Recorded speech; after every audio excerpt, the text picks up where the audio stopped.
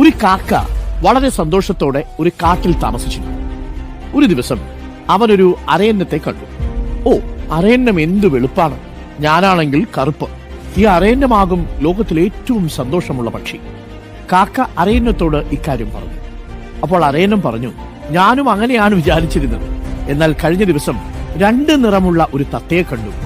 എന്തു ഭംഗിയാണ്! ആ തത്തയാണ് ഏറ്റവും സന്തോഷമുള്ള പക്ഷിയെന്നാണ് എനിക്ക് തോന്നുന്നത്. ഇതോടെ കാക്ക തത്തയുടെ അടുക്കലേക്ക് ചെന്നു. തത്ത പറഞ്ഞു, ഒരു മയിലിനെ കാണുന്നതുവരെ ഞാൻ സന്തോഷമായി ജീവിച്ചിരുന്നു. പക്ഷെ എനിക്ക് 2 നിറങ്ങളേ ഉള്ളൂ. മയിലിന് പല നിറങ്ങളുണ്ട്. കാക്ക ഉടനെ മയിലിനെ കാണാൻ മൃഗശാലയിലേക്ക് പോയി. അവിടെ മയിലിനെ കാണാൻ ഒട്ടേറെ പേർ എത്തിയിരുന്നു. ആളുകളെല്ലാം പോയ തക്കത്തിന് കാക്ക മയിലിന്റെ അടുത്തേക്ക് ചെന്നു. എന്നിട്ട് പറഞ്ഞു, മയിലേ മയിലേ, നീ നല്ല ഭംഗിയുള്ള പക്ഷിയാണ്. ദിവസവും 1000കണക്കിന് പേരാണ് നിന്നെ കാണാൻ എത്തുന്നത്.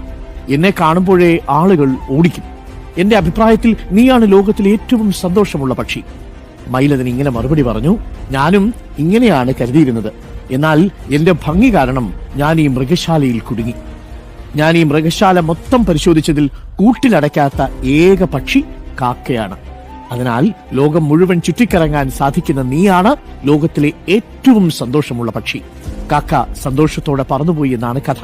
മറ്റുള്ളവരുടെ ജീവിതവുമായി നമ്മുടെ ജീവിതത്തെ താരതമ്യപ്പെടുത്തിയാൽ ദുഃഖവും നിരാശയുമായിരിക്കും ഫലം. Download ShareChat.